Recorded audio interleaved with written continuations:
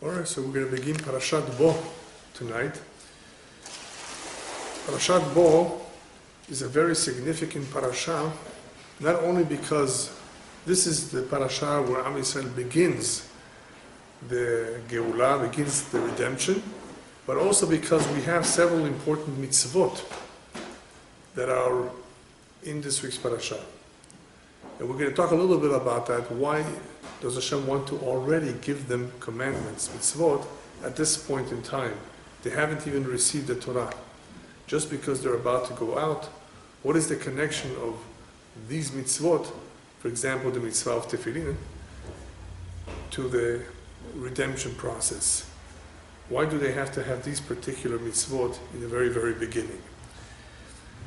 But just to give you a little bit of an introduction, there is one midah in Judaism, a very important quality, that is called hakarat tov. Hakarat tov means gratitude. It is very central to Judaism, very much emphasized how important it is. This is a midah that needs to be taught to children early on, so that they should learn to be grateful for everything that they receive in life. This mitzvah, or I should say this midah, this quality, does not only apply ben adam lechavro, between human beings, but also between us and Hashem, between us and God. The rabbis, for example, tell us that even for something as small as someone has taught you something, someone taught you a halakha, some small detail, you still have to respect him and call him teacher, just for having taught you one halakha. That shows how grateful we need to be for everything that we receive. And obviously being taught something is definitely important. Why does this have to be told to us? Isn't that common sense that we should be thankful to those who have done something good to us? It's not so simple, because the human being tends to avoid being thankful. He would rather not express his gratitude. The reason for that is because when one expresses gratitude, it obligates him.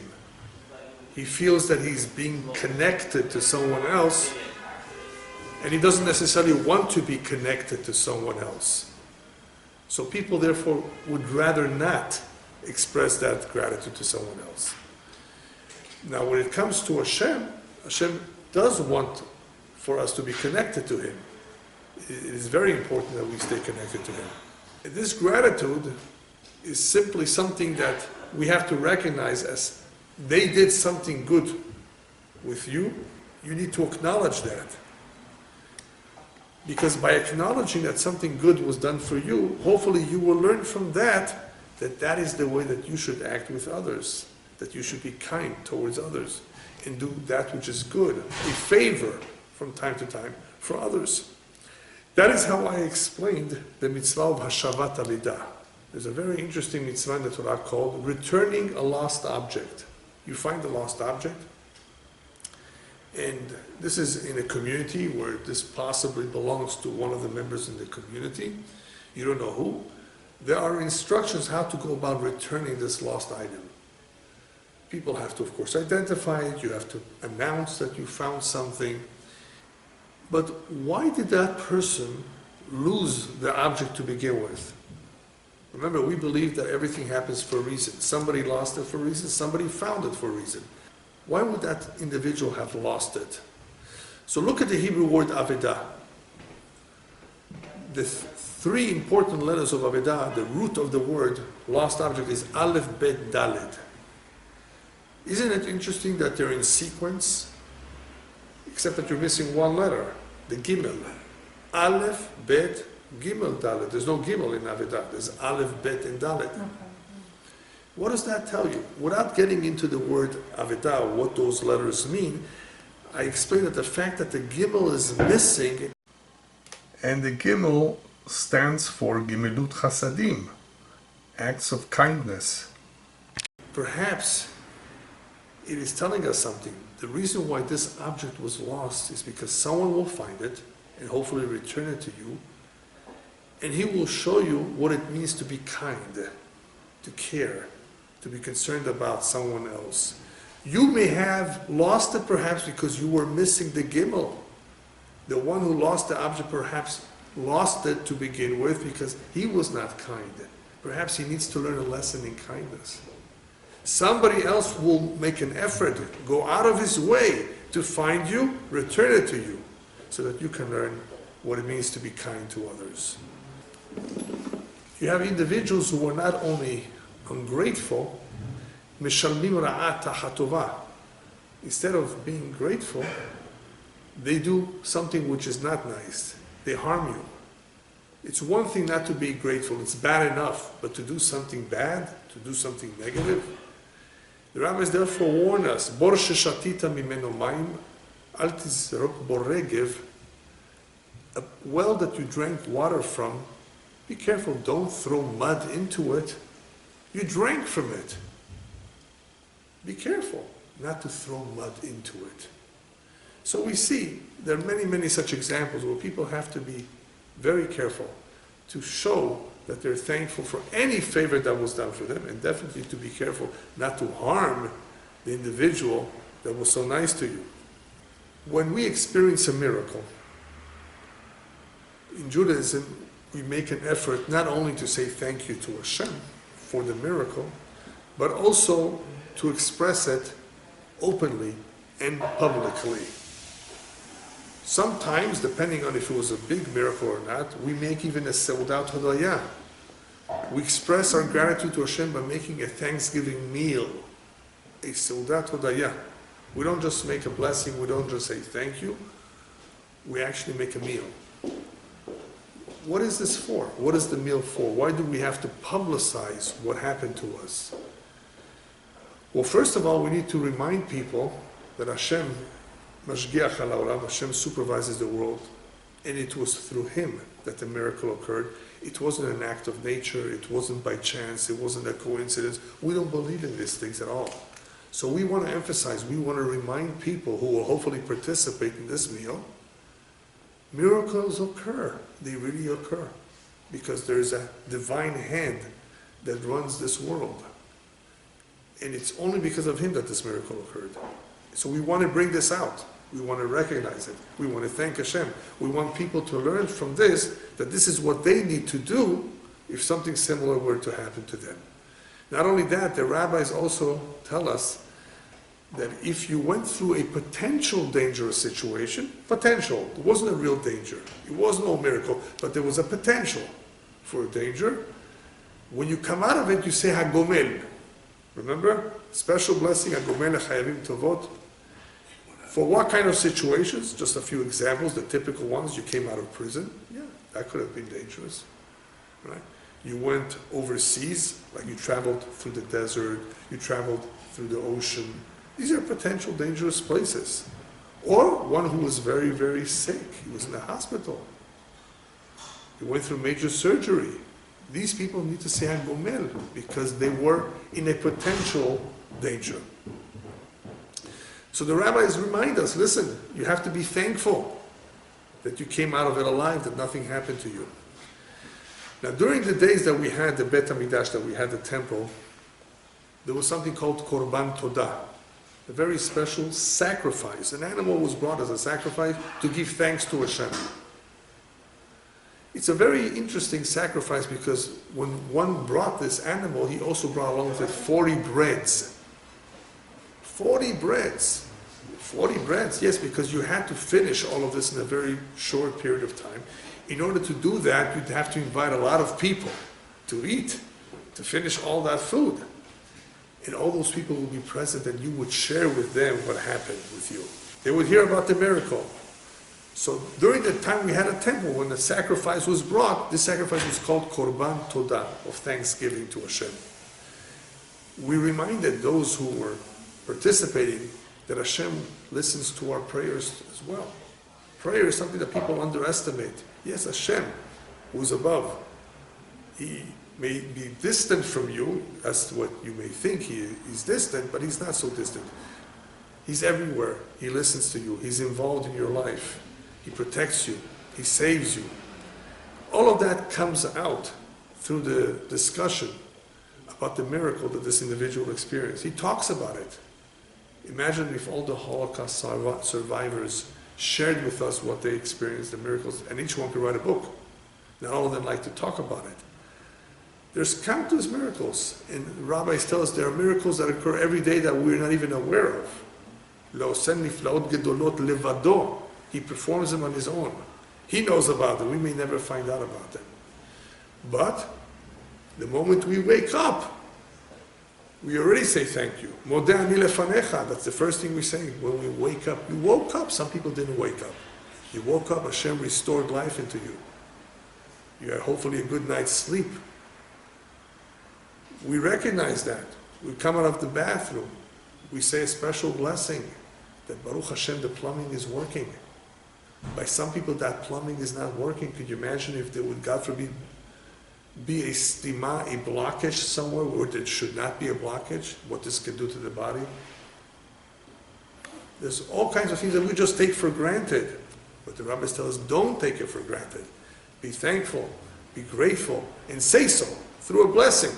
And of course, if you were in a real dangerous situation, and if you experience a miracle, then perhaps even go one step beyond just thanking Hashem with a blessing, but make a seudat odaya. There's no korban to this, there's no sacrifice to it. At the very least, bring or make a meal, a Thanksgiving meal. And during that Thanksgiving meal, you will be given the chance to strengthen the faith of other people who may need that strengthening, that chizuk, who may be weak in emunah. Yes, God, He's involved, He cares. Where was He? So when you experience a miracle and you make that Thanksgiving meal and you talk about your first-hand experience, that will hopefully inject in them what they may need, some chizukim, some strengthening of their faith. So it is not by coincidence that as the Jewish people are about to leave Egypt, one of the first mitzvot, one of the first commandments they get is Korban Pesach, the sacrificial lamb. What is that all about? That is a Korban Todah of sorts. That is a sacrifice of giving thanks to Hashem. During the time we had a temple, they brought that every year. They ate it. And it was not a person by himself. It was a group of people, the family and others, who got together to eat from this, to talk about the miracles of Egypt that happened so long ago in the past. It's not just because it's important that it happened. It's because it continues to happen. There's continuous miracles happening all the time. So we emphasize that and we teach it to the children. Part of the Seder night is the education of the children. Teaching the children, making sure that the kids understand the importance of thanking, not only giving thanks to Hashem, but thanking other human beings as well for all the favors that they may receive from them. So with Korban Pesach, every Jew has an opportunity to hear what happened with his forefathers. And as you talk about the miracles of Egypt, you also are welcome to mention your personal miracles or the miracles that happened perhaps to your parents and grandparents. All of that is supposed to come out during the Seder night, which is an opportunity to educate, to teach, and to strengthen our faith. The significance of being grateful, whether it's to other people or to Hashem, also will enable us to protect us from the opposite quality called kfiyut tova, being ungrateful. A lot of people are ungrateful. Unfortunately, it's very, very sad. People may have helped them so much, and they don't recognize it. They don't admit it. Why not? So I once explained it that the Hebrew root of kfiyut tova could mean one or two things. Either kofeh, he forces the other to do it for him. What does that mean? He assumes it's coming to him. Magiali, he did me a favor. It's nothing for him. He has millions of dollars. There's all kinds of excuses that people will give not to recognize a favor that was done to them. It's coming to me. He has all the money in the world. It doesn't mean anything to him to do something like that. Or, kofeh milashon, mechaseh. He covers it up. He ignores it. A favor was done for him, and he simply ignores it.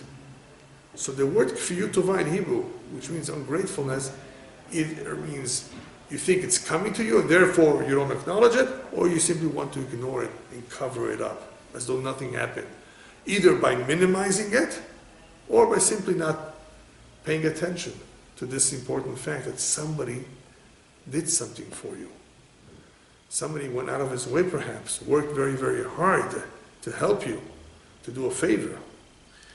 It's very, very sad. We see it all the time. There are people who have this quality and they never have learned the importance of being grateful.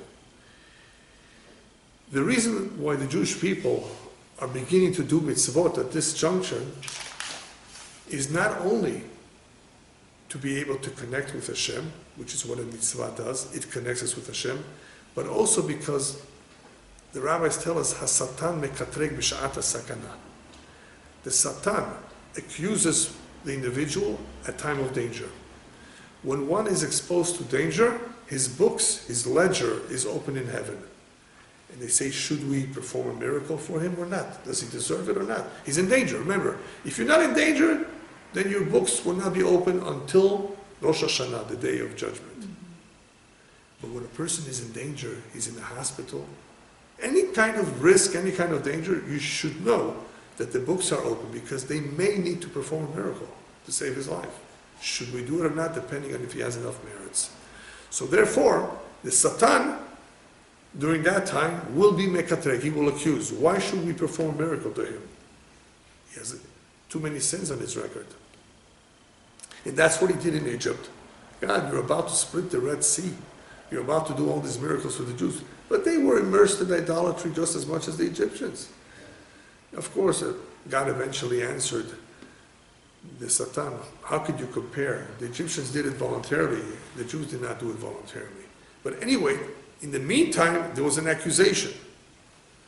And in order to avoid this accusation, it's best to have as many merits as possible. Zechuyot.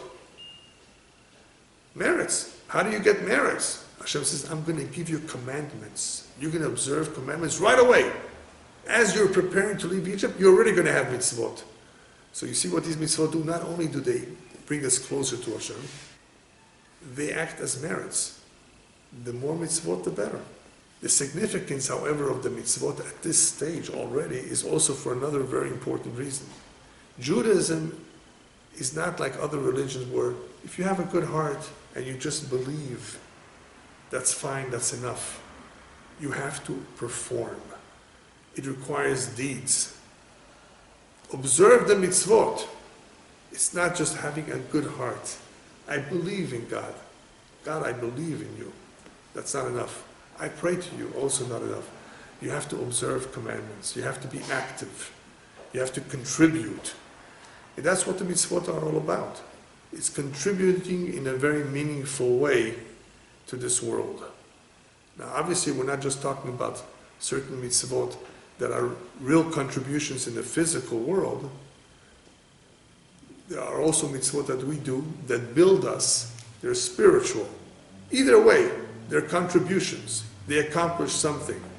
So right away as they leave Egypt, they receive certain commandments, and these commandments will hopefully remind us continuously that we have a responsibility. This is not a game.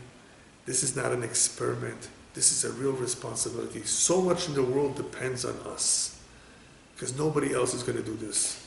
In Parashat Yitro, when we receive the Torah, obviously then at that point it becomes real serious, then we're reminded about it.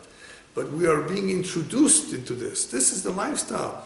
Don't think that you're about to go free, and now you're free to do what you want. No.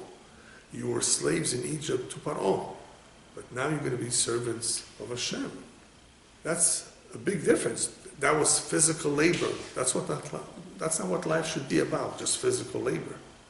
Hashem says, I'm going to remove you from that.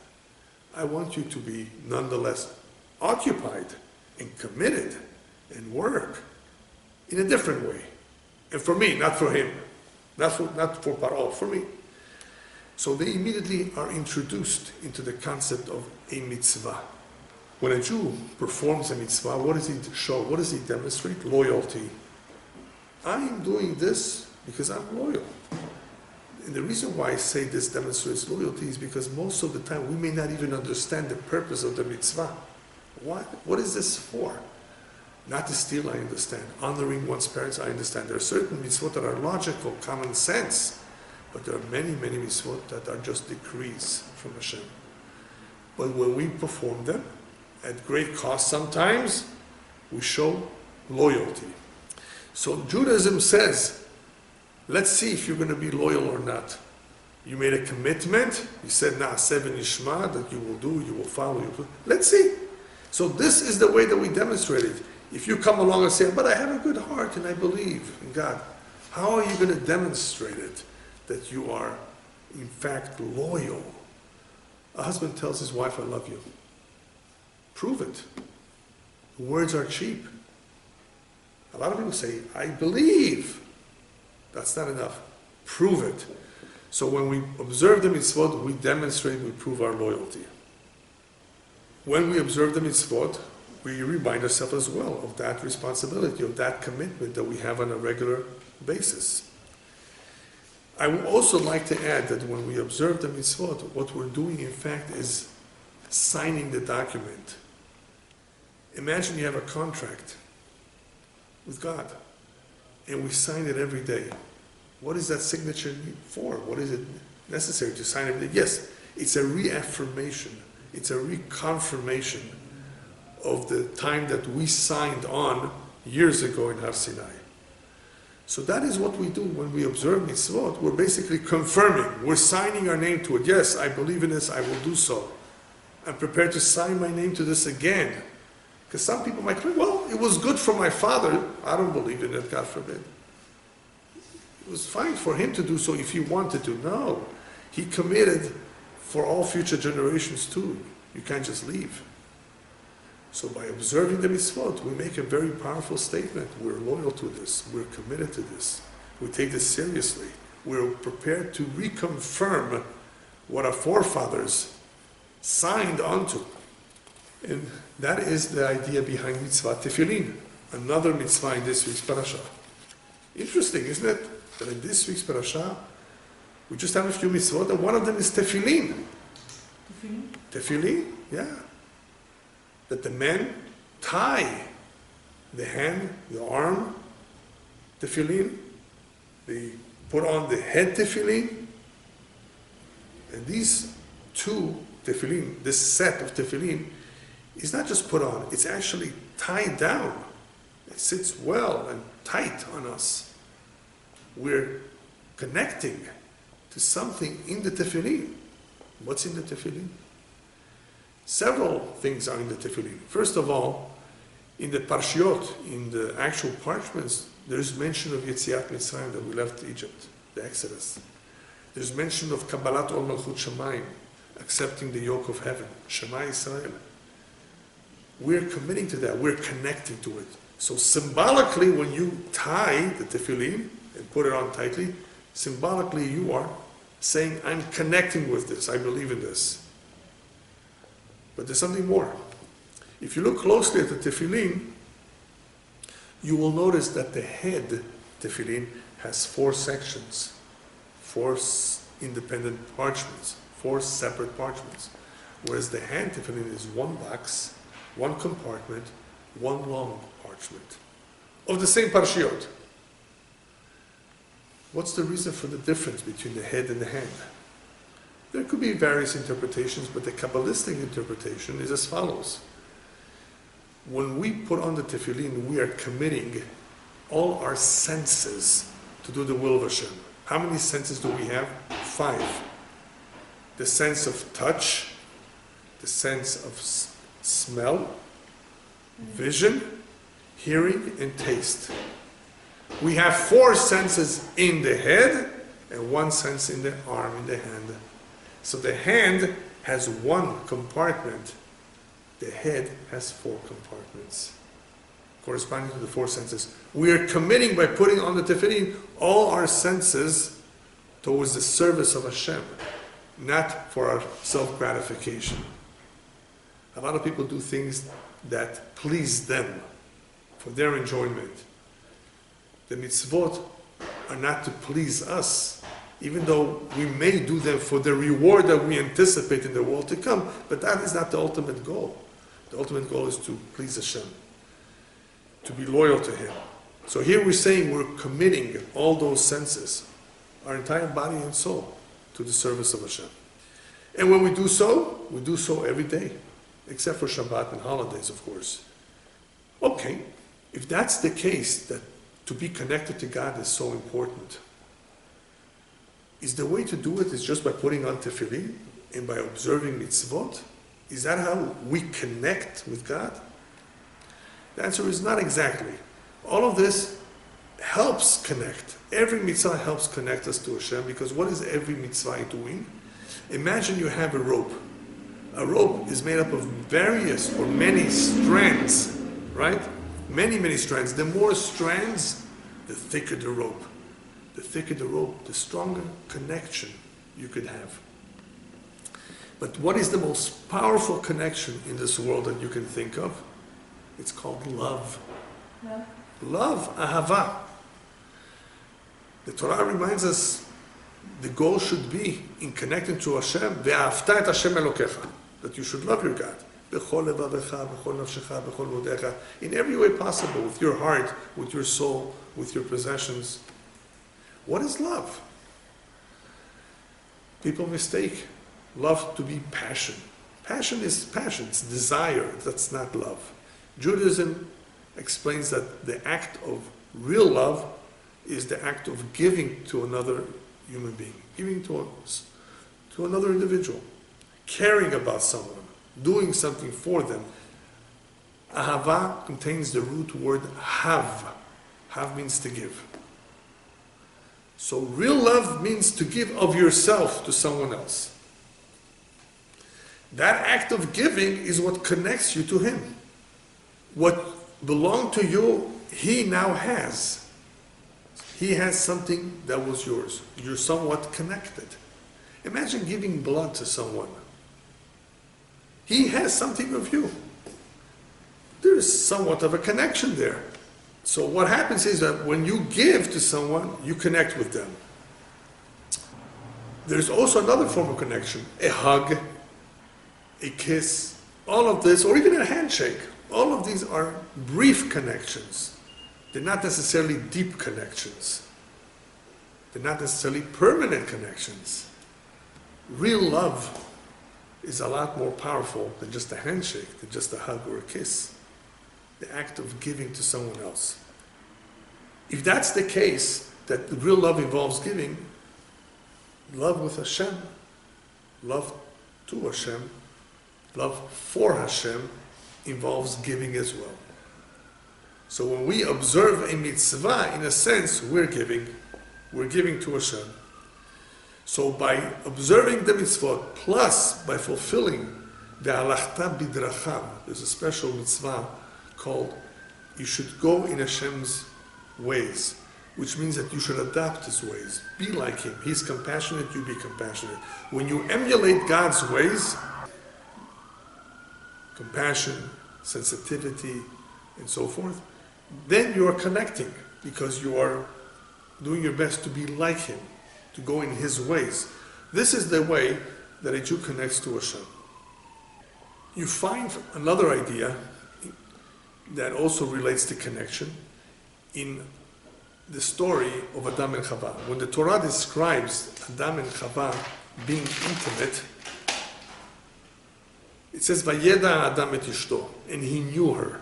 Intimacy in the Torah is being described as knowing her. And he knew her. Apparently, knowledge is something very, very close to us. It becomes a part of us. That knowledge means that you've not only learned something, it has become a part of you. And now you practice it, or you put it to work.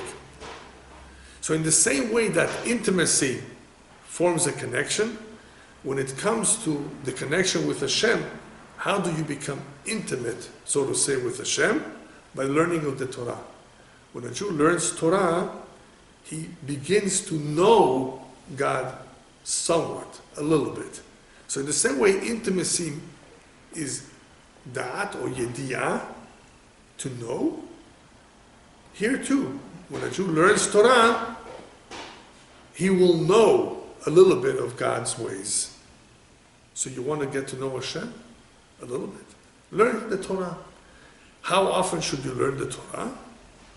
Every day. Why every day? Ask a woman, would it be okay if her husband only saw her once a year? Of course not. No. I don't think any woman would agree to that kind of an arrangement where her husband sees her, I'll say just once a year. But it's so sad that there are Jews that come to temple, to the synagogue only once a year. Could you understand that? I'm not judging anyone over here. I don't think they know the importance of coming, and I hope that one day we'll attend more often and connect in a more powerful way. They obviously need encouragement, but that's what it means. If you're loyal, committed, and you realize the importance of this, and you want the connection, then a true connection needs to be daily. You can't say just once a year I'll see you. Once a year I'll learn the Torah. It doesn't work that way. When one learns the Torah, he will come to know God. And you really want to do it right? Do so every day. Then what's the real reason of why not everybody's so committed? What's the difficulty in that this connection is sometimes rofef, as it's called in Hebrew? It's weak, it's slack, it's not strong. The main reason why the connection with God is not always as strong as it could be is because yeshnam harbe mitcharim, as we say in Hebrew. There are many competitors. There's a lot of competition out there in the world. Everybody wants attention. There's a lot of things that draw that attention from people. So I call it competition. It's because of the competition that people are being distracted and becoming interested in so many things instead of focusing on the most important one of all, their connection with Hashem. So because there's so much competition, what does Hashem do? You think He's just going to let this happen? He initially gave us many mitzvot. Not one, not two, not three, many mitzvot. And these mitzvot, as I said before, act like a rope. The more we observe, then the tighter that connection will be.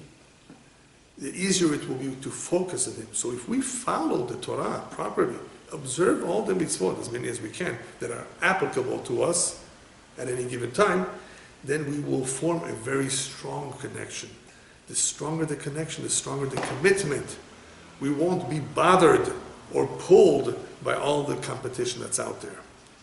So it requires a real serious commitment of observance of the mitzvot, and then hopefully that strong commitment will enable us to stay on the right path and not veer off and be distracted by the competition. When Hashem first gave us mitzvot as we were leaving Egypt, He had another reason in mind. There were, as we said before, there were various reasons.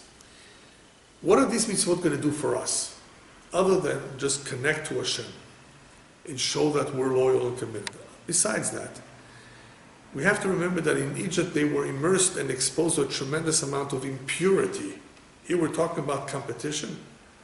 The big problem with the competition is what it does to the soul.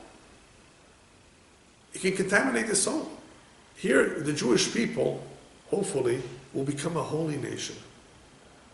There's always a danger, however, that in the midst or in the process of wanting to become holy, they may become unholy. There's a lot of unholy things around that can contaminate them. So Hashem gives us a lot of mitzvot, a lot of commandments, to purify us from that impurity that existed in Egypt. Get away from that. I'm going to give you a whole different way of life, a different perspective, a different routine, and you will see how much more beautiful it is, how healthier it is. It's going to change you completely. You're going to be a different human being. So the mitzvot are immediately being given to us for our benefit. Lezakototano. What does lezakototano mean? Not only to increase our merits, as we said before. Ratzah Kadosh Baruch Hu lezakot said He wanted them to have many merits, Zchuyot, lezakot also means zikuch. He wanted to purify us. So in the end, what these mitzvot accomplish are not just merits, but also purification. When a Jew is committed and regularly observes the mitzvot, it does something to him. It's supposed to transform him, hopefully elevate him, purify him, make him holier. All of this helps in his connection. But not only in the connection, it helps him stay away from trouble. Stay away from all that impurity, because it's totally not compatible. He will hopefully lose interest in that. And when you lose interest, that's good. Then the competition has no power over you. But imagine all those people who are interested and eager to learn more about that impurity. They will fall one day. You have to be careful. You are committed to this. Stay with that. The Kabbalah goes on to add that if a Jew does not observe all the mitzvot, if he's lacking, then his neshama peguma, his neshama is defective. The best way to understand what defective means, we're not saying it's bad. When we say defective, it means it's missing something. It's not complete. And when the neshama is incomplete, it's not completely healthy. The best way to understand it is with the physical body. You go to the doctor, you get a medical checkup, and they'll take your blood and your urine, and they will be able to determine which vitamins you don't have enough of. You're deficient in this and this and this vitamin. You need to take supplements, perhaps, whether it's iron, vitamin D, and so forth. Because not everybody has enough of them. And these are important for the health of the physical body. But here we're talking about the neshama. So when we say neshama, God forbid, can be peguma, defective, I guess the better word would be deficient in some ways. It's serious. Because as the Kabbalah teaches, you sometimes have to come back in the reincarnation to complete what you're missing. But even without reincarnation, the fact that one is deficient in some area of the Torah, in some of the mitzvot, he's not who he can be. He's missing out. He will not feel as good. Something is missing. He may not even realize it because he's so distracted and not focused. But those great tzaddikim, the righteous, who are very sensitive, if they committed a sin, if they did it wrong, they noticed it, they felt it, and they did whatever they can to rectify it. We're not always on that kind of a level to be so sensitive that if we did something wrong, we immediately set out to rectify it. At the very least, we have those days between Rosh Hashanah and Kippur, when we do teshuvah and when we examine ourselves, what is there to change? But without that, it's important to always be aware that if something is done wrong, or something that should be done has not been done, something positive, it affects us. It affects the neshama. So we spoke about Korban Pesach, and we spoke about Tefillin. Now I'm going to give you a third mitzvah that is a very interesting mitzvah that also, for good reason, appears in this parasha. And that's a mitzvah of a chodesh hazeh lachem, Rosh Chodeshim. Hashem is telling the Jewish people, this is your Independence Day. You're being formed into a nation. So even though Tishrei may be the first month of the new year, Nisan will be the first month. First month meaning, even though the year changes in Tishrei, Nisan is the first month. It has the title of being the first month. But it's not only telling us about Nisan. The mitzvah of HaChodesh Zeh Lachem is the mitzvah of Kiddush HaChodesh. The Jewish people, at least in the past, brought in the new moon with witnesses who went out to see physically if there's a new moon. And Judaism has a tremendous emphasis on all the astronomy behind the new moon. All the astronomy behind establishing an accurate calendar. It's a very accurate calendar. So even though today everything is computerized and we don't need witnesses anymore to go out and check, the basics are still pretty much the same. There's a lot of accuracy involved here and necessary because we need to establish when the holidays will come out. We can't have Pesach coming out in the winter, Pesach always has to be Chodesh Aviv in the spring. So in order for everything to come out just right, keeping in mind that the solar and the lunar calendars are different, and we look at the new moon to establish the new month, but we have to reconcile the solar as well, otherwise everything is going to be off. Because the solar calendar is longer than the lunar calendar. So therefore, all that reconciliation requires a lot of math, a lot of calculation, which was already done for us. But there's a lot of wisdom behind this. It's not so simple. And this wisdom is not just the wisdom of men, this is a tradition that we have all the way back to Sinai, that Hashem gave Moshe. How to be able to calculate the calendar. But why talk about it right now? Why is this mitzvah being introduced to us at this point? What happened to the Jewish people as slaves? What was taken from them besides liberty? Their time. Time. Time is something very, very precious. They didn't have time. It was taken away from them. They were slaves, put to work against their will. Their time was taken away from them. And here, through this mitzvah, we're being reminded of the importance of properly managing our time. If we succeed in controlling, in managing properly our time, then we will be able to manage and control everything. A lot will depend on, can we manage our time properly? That is tricky. Not everybody does. This mitzvah of the new month, of establishing a new month, therefore, reminds us of this important idea. Time, yes.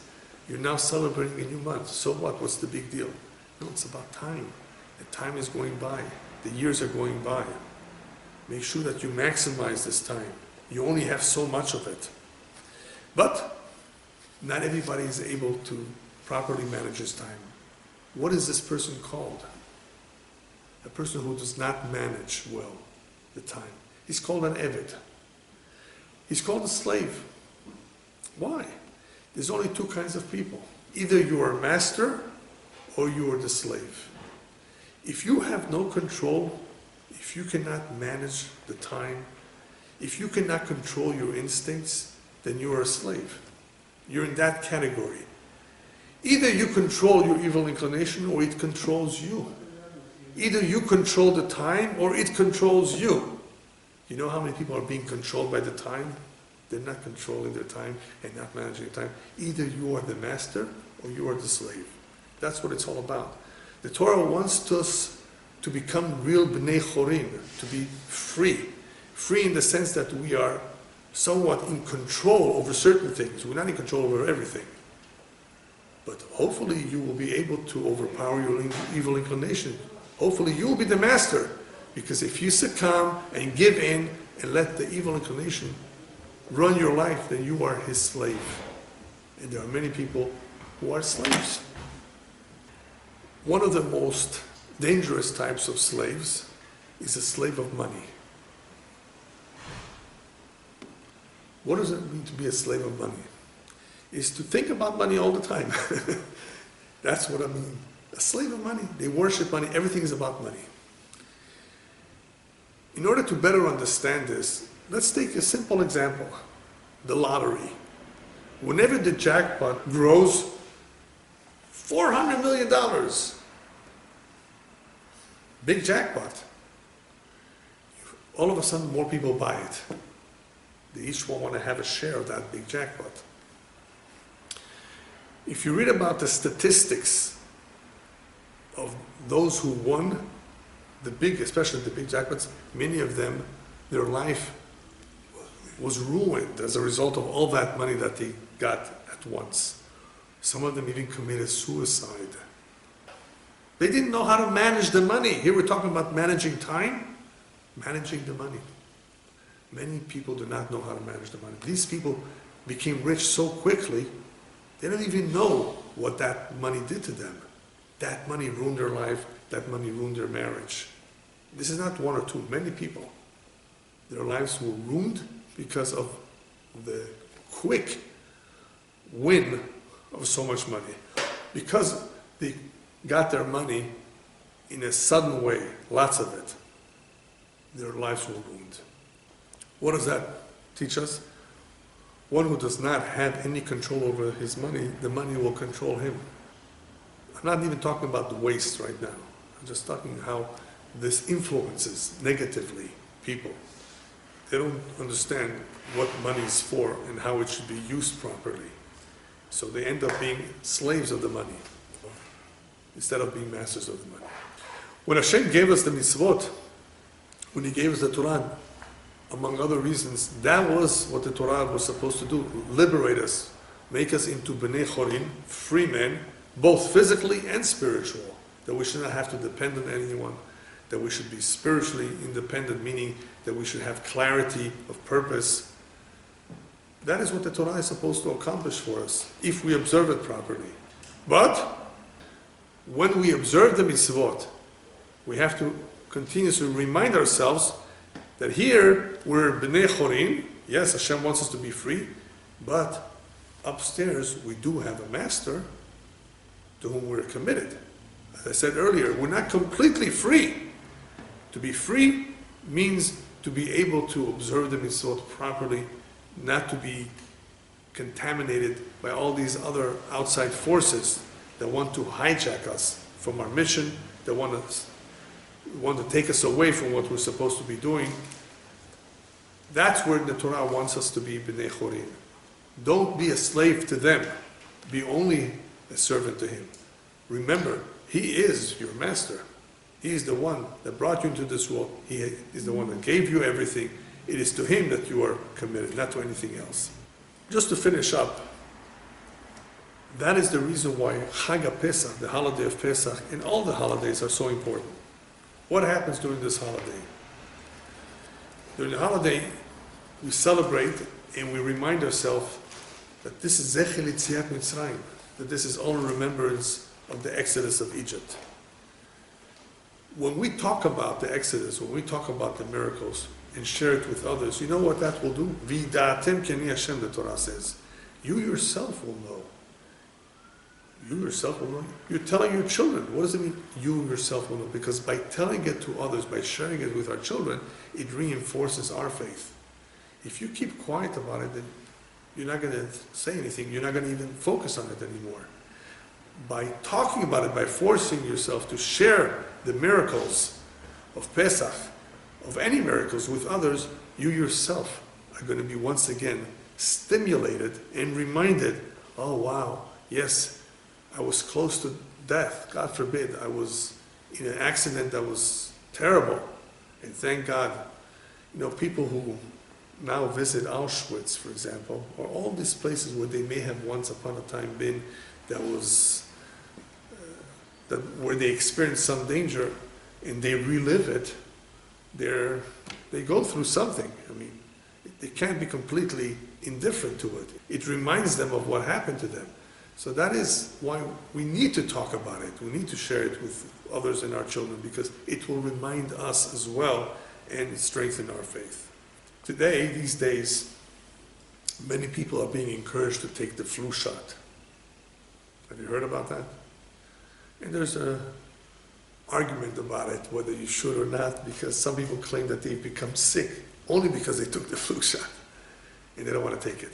But in the end, the reason why they recommend it is because they want people's immune system to be strong enough to be able to resist all of these kinds of ailments that may weaken them very, very much, especially the elderly. So the flu is obviously something that will weaken most people. So that's why they recommend the flu shots. What I would like to recommend is the emunah shot. We all need a shot of emunah, of faith, from time to time, an injection to strengthen us, because sometimes people just become weak. Their spiritual immune system, because it's exposed to all kinds of competitors, remember, it becomes, unfortunately, sometimes invaded by all of these viruses and bacteria, and it doesn't have the strength to fight them off unless the emunah is strong. So take your emunah shot from time to time, not the whiskey shot, the emunah shot. And how do you begin to take the emunah shot?